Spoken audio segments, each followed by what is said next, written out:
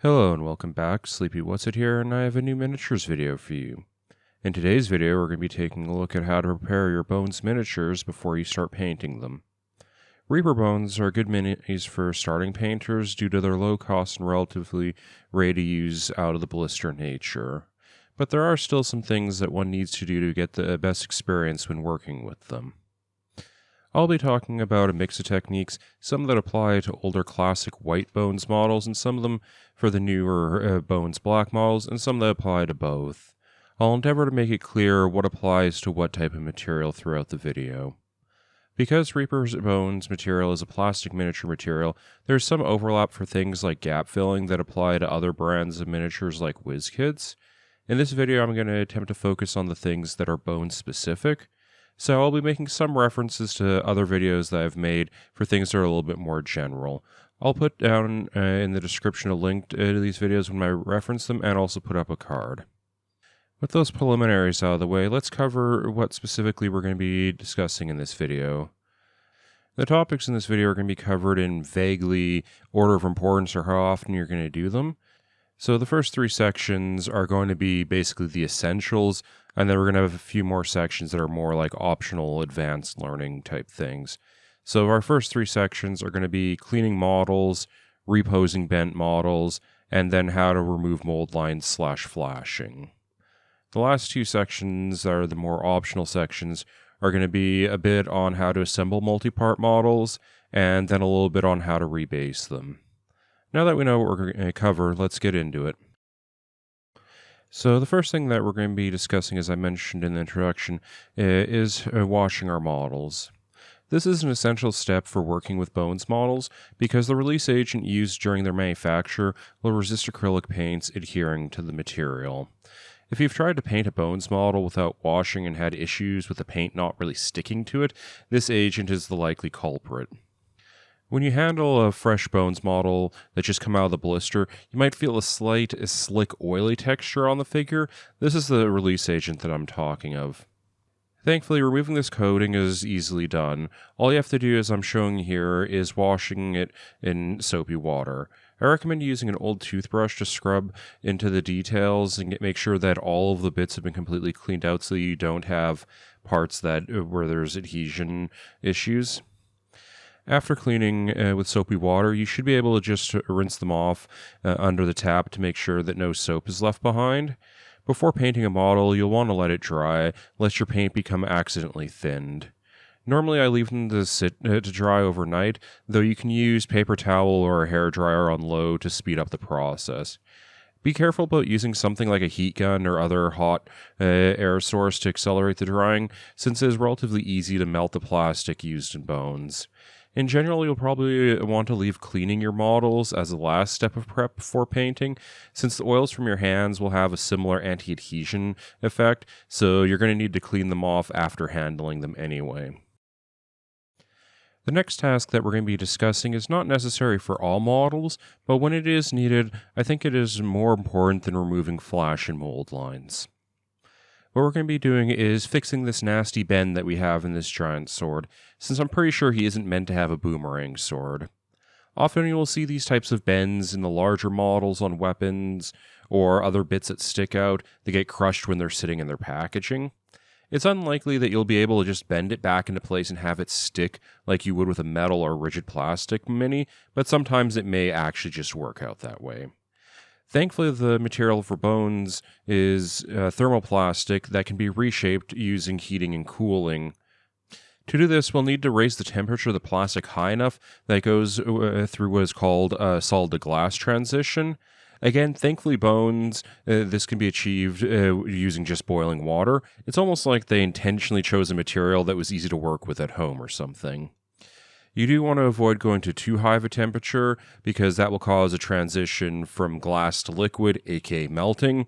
So I would avoid using a heat gun or other high heat source since it's very easy to overheat bones material while doing this. So the very high level process of what I'm going to do is I'm going to dip into boiling water, shape it how I want, and then dump it into cold water to set it. You can see here, once you dip the area that you want to reshape into water, it's going to go kind of floppy and where it's no longer truly rigid. This is the solid to glass transition that we're looking for, and this is what allows us to reshape the model. Often tap water doesn't get hot enough to cause this transition, so that's why I have to get out the kettle to do this. After the material has become pliable, you need to hold it in the position that you want it to take afterwards, and then just dunk it into your bath of cold water. The colder is better. If you can use an ice bath, that's optimal. This will A, limit the amount of time that you need to hold the hot piece of plastic while it cools instead of just letting it air dry, and B, it will shock the material, which will help it hold the new shape better. As you can see here, this is mostly strained out the sword, though we do need to do a couple more dunks to get to make some minor changes and to fully bend it out. After you get things to the correct shape, you're going to want to put it through this heat-cool cycle at least one more time. This is because the nature of the material and hysteresis means that the temperatures that we're operating at are not actually sufficient to completely reset the structure of the material in a single pass. So we need to do it multiple times to reinforce it. With some severe bends, after you let it cool and sit for a few hours, you'll see the old bend kind of come partially back. This just means that you need to repeat the process again until it's fully worked out. Beyond removing undesired bends like I've shown here, this technique can be sometimes used for reposing and reshaping of bones models without having to do things like cutting off and re-gluing parts onto them. So now we have a squeaky clean model that's been posed how we want it. At this point, we technically have something I would describe as paintable, assuming that it doesn't need to be glued together. But there's definitely some more things that we can do to improve this model before we start painting. The most common thing that bones model need at this point is removing mold lines and flashing from them. Mold lines and flashing are excess material that appear on the model due to small flaws in the casting process. They are fundamentally different terms for the same thing, flashing being a term used to describe larger material overages, often that look a little bit like flanges, and mold lines being more commonly used to describe the small lines that you'll see running along where the casting plates met. Leaving these bits of plastic on the model isn't the end of the world, but especially with some techniques like dry brushing, they will become quite pronounced in the final paint job. If you're doing a quick paint job just to get some colored plastic on your game table for tonight, it may not be really worth your time to go through and remove it all. But if you're trying to do more of a display piece or show off your painting technique, you really want to get these cleaned up. It really comes down to how much time you want to put into the model and the result that you'd be happy with. How to remove these lines can differ significantly between the softer bones material and the more rigid plastics from GW and WizKits. We'll first start with the classic bones white material, which is generally softer, more pliable than basically any other type of miniature plastic. This pliability means that using more traditional techniques like scraping with a hobby knife or sanding the mold don't really work well. This is because they tend to pull and tear the material instead of just allowing you to remove the excess. The way that we'll get around this is by instead sliding a sharp hobby knife down the surface to remove the excess bits. This requires a slightly steadier hand since you have to avoid putting too much pressure on the edge, because they'll tend to cause it to bite into the material or have it slip off the model. On the positive side, though, this does mean that removing material will be much quicker. Bones black material is a more rigid form of plastic, more akin to what you see from GW and WizKids. But it does retain the desirable properties of bones like low price and not needing to be primed. This higher rigidity noticeably improves the quality of the details and makes it easier to remove mold lines. Instead of having to depend on slicing off the excess, we can scrape along the mold lines and such using our hobby knife or use an abrasive like a sanding needle or sandpaper instead, like you would use with other models. This does mean the process of removing excess will be slightly more work intensive, but on the other hand, it's a little bit less error prone. So for many bones models, especially the smaller one-piece models, the previous tasks that we've discussed will be all you need to do. Now we're going to be moving on to discussing how to assemble your bones models, since they require slightly different handling than something like a GW plastic. This is because products that depend on melting and fusing the plastic, like plastic cement, do not work particularly well on bones materials. For gluing purposes, it behaves more like a resin or a metal. So instead, you're going to need to use cyanoacrylate glue, aka CA glue, super glue, or crazy glue.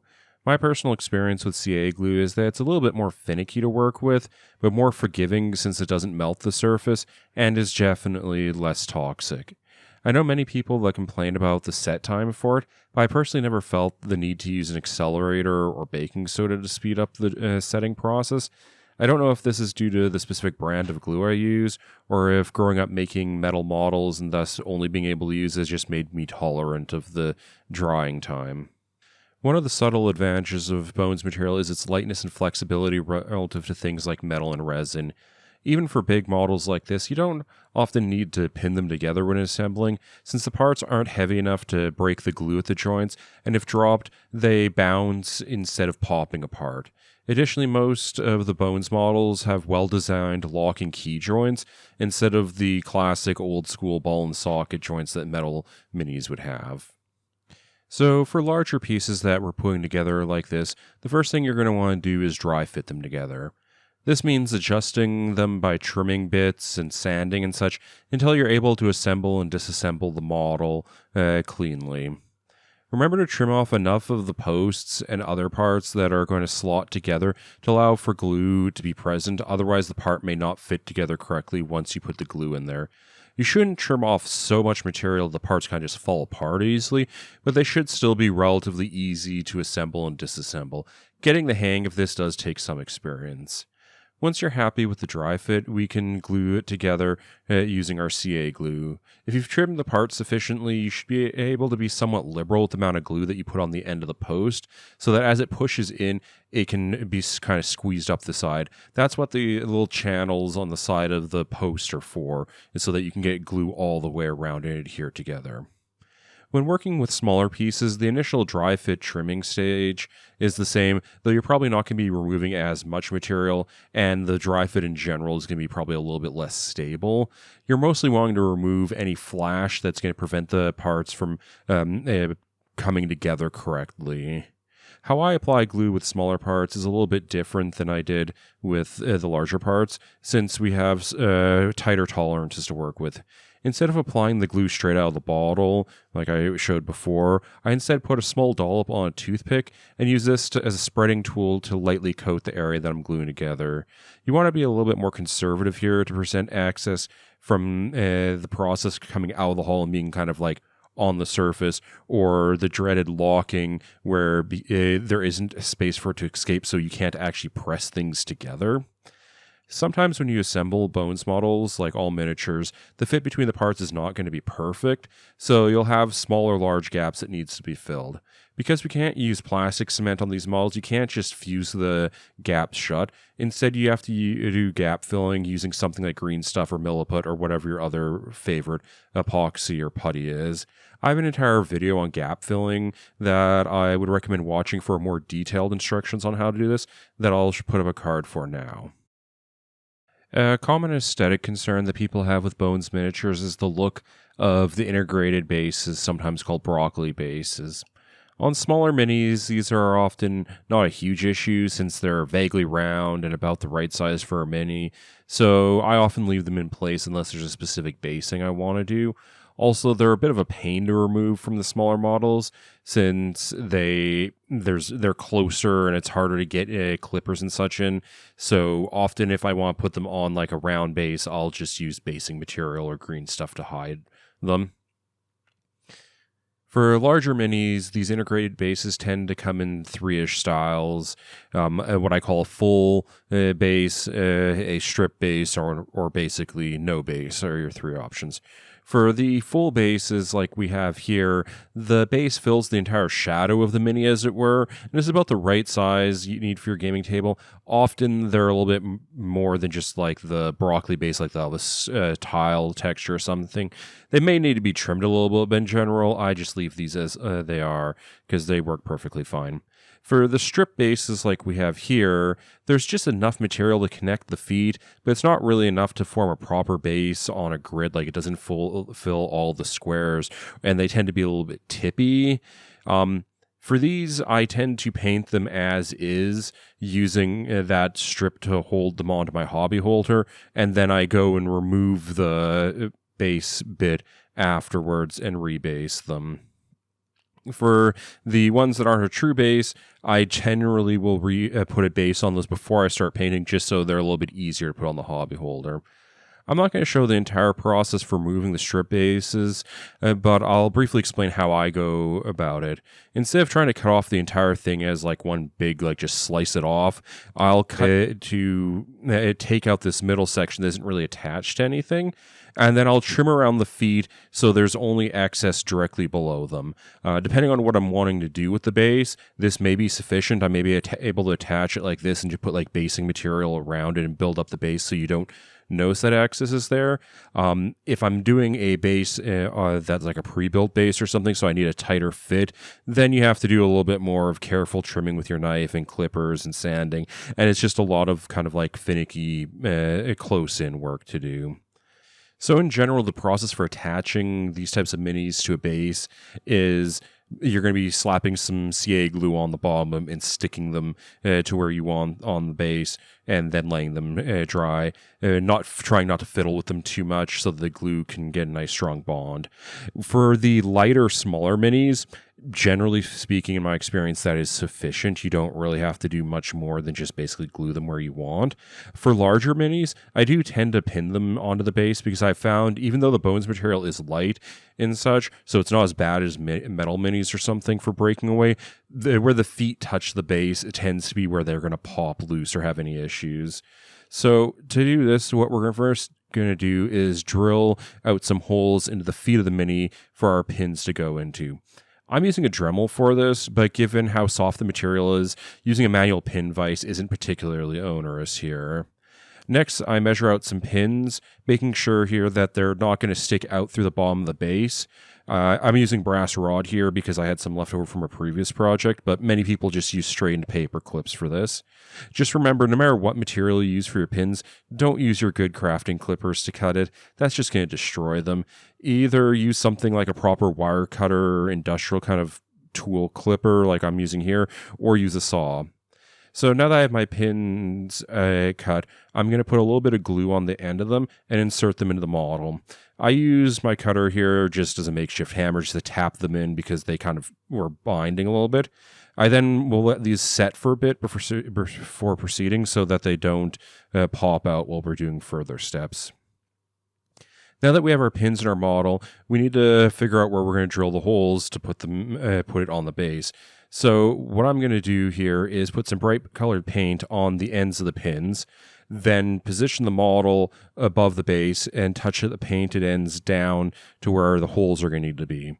I can then proceed using my drill to drill out the holes that we need, and final assembly is just going to be putting some CA glue on the pins and the bottom of the feet where it's going to touch, and placing the base on the model, or the model on the base, making sure that the pins go into the holes on the base so it's all secure.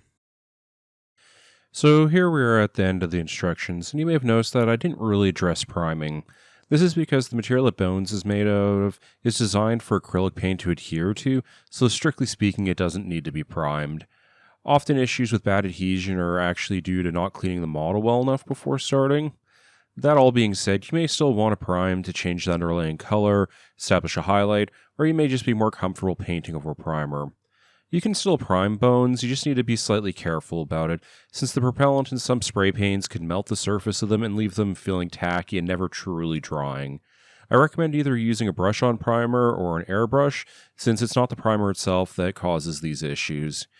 If you're still wanting to use a rattle can, I would recommend testing it on a bit of material or a model you don't really care about, so if it gets screwed up, it's no big loss. And I would also generally avoid spraying from too close of a distance, since it is the propellant that causes the problem.